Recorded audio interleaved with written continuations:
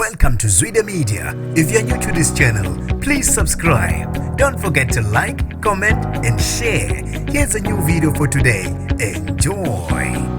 Kwembulo kwembeswa kumshayeli wemonto encane ongene ngaphansi kwetruck izolo ku N17 ngesithuba zabo 5 ekseni eBrakpan. Nginibingelele ngiphinde nginamukele kuphinda kuphi lanbulo khona le video. Mangoqala sijonele likhasi wamulekile. Igama lami ngosibonga konke wakandando Mothanda, ungangibiza intatheli ka YouTube. Kubikwa ukuthi usesimene sebucayi umshayeli wemonto encane ephelele ama break maqede yaphaphalaza yawungena ngaphansi kwetruck izolo ngesonto ekseni ngesithuba zabo 5 ku N17. Abezosizo liphuthumayo iNetcare 911 bafike ngokukhulu ukushesha endaweni yesigameko eBrakpan ngaseDal Park eSprings. Bafica imonto encane ingene ngaphansi kwetruck. Babe sebezama